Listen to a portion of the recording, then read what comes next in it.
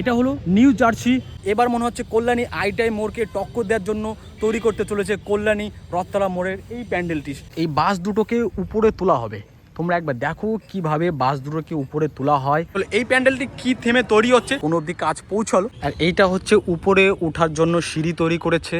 উপরে এখনো দেখতে পাচ্ছ কারিগররা কাজ করছে, কত উপরে উঠেছে। ভিতরের যে থিমটা তৈরি হবে, এই মুহূর্তে আমি দাঁড়িয়ে রয়েছি কল্যাণী রথতলা মোড়ে। রথতলা মোড়ে হতে চলেছে এইবারে new jersey Swaminarayan temple. Swaminarayan temple কোন অবধি পৌঁছালো, কোন অবধি কাজ এগিয়েছে, সবকিছু তোমাদের এই ভিডিওতে থাকছে। চলো, এই যে হলো কল্যাণী রথতলা মোড়ের মেন পোর্শনটা দেখতে পাচ্ছ। এখন বাঁশ দিয়ে তৈরি করা রথতলার প্যান্ডেলটি, আর এখানে এখনো বাঁশ রয়েছে, নতুন বাঁশ বা পুরনো বাঁশ এখনো রয়েছে, অনেক বাঁশের কাজ চলছে এখানে। আর এখানে যে থিমটা তৈরি করা হচ্ছে চলুন তোমাদের দেখিয়ে দিই। এটা হলো নিউ জার্সি স্বামীনারায়ণ টেম্পল। সামনের পোর্শনটা ঠিক এরকম দেখা যাবে, ড্রোন থেকে তুললে পরে ঠিক এরকম। আর পাশে যেসব দেখতে পাচ্ছ ছোট ছোট মন্দির রয়েছে, ওই মন্দিরগুলো এই পাশে তৈরি করা হচ্ছে। আর সাইড থেকে যদি তুমি দেখো ঠিক এরকম দেখা যাবে। আর এটাও সম্পূর্ণ সাদা থিমের উপর তৈরি করা হবে। আর এই যে থিমটা তৈরি করছে বালা ডেকোরেটার্স, আর এখানে রয়েছে সব বাঁশ, এখনো কাজ চলছে।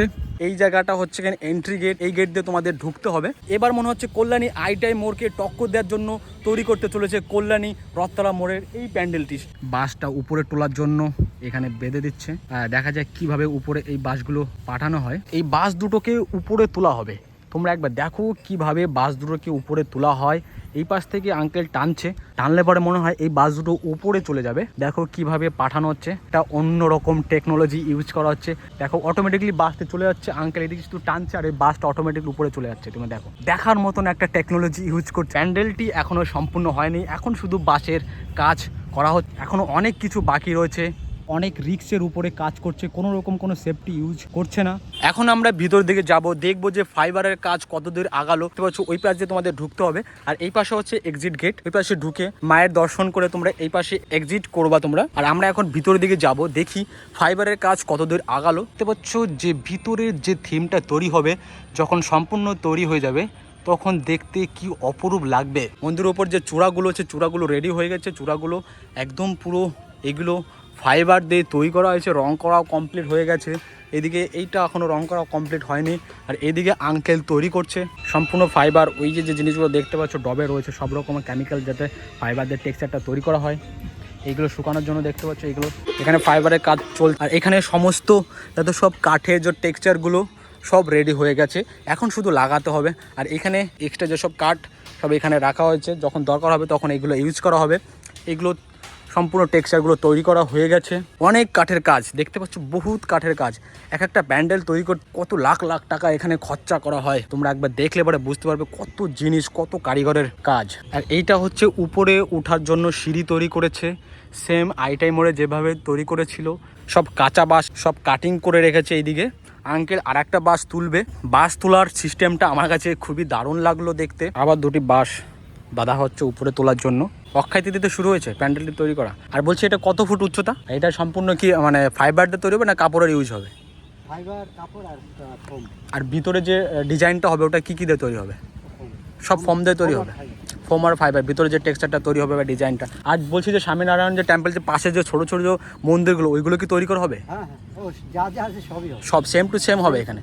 আচ্ছা, সেম কালার, সাদা কালারে তৈরি হতে চলেছে? কালারটা এখনো বলা যাবে না, কালারটা বলা যাবে না। তো এটা মোটামুটি কতদিন লাগবে আর তৈরি হতে, বাঁশের টেক্সচারটা কমপ্লিট হতে?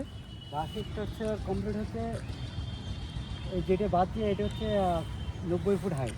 আচ্ছা, 90 ফুট প্যান্ডেলটা মানে প্যান্ডেল না, মানে মূল মাচার থেকে ওই শুধু ওই মাচাটা হচ্ছে 90 ফুট। ও বাবা, 90 ফুট।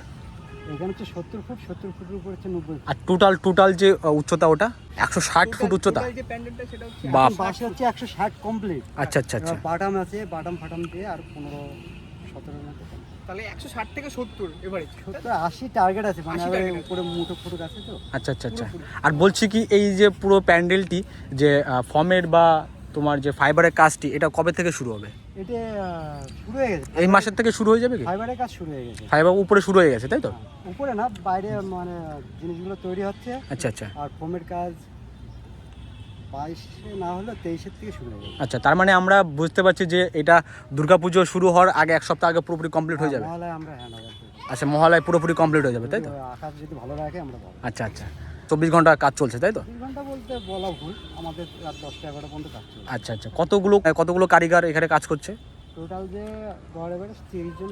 30 জন কাজ করছে অল টাইম তাই তো? টেক্সচারটা দেখে তোমরা একবারই বুঝতে পারছো যে কত সুন্দর বা কত অপরূপ তৈরি হবে। তোমাদের যদি ভিডিওটি ভালো লেগে থাকে অবশ্যই চ্যানেলটি সাবস্ক্রাইব করে রেখো। তোমরা যদি এখনও আইটাই মোড়ে কী হতে চলেছে, কোন অবধি পৌঁছিয়েছে, কি কাজ বন্ধ আছে কি না কি হচ্ছে, সেই ভিডিওটা তোমরা যদি এখনও না দেখে থাকো তো তোমরা এই ভিডিওটা তোমরা ক্লিক করে তোমরা ওই ভিডিওটা তোমরা দেখতে পারবে।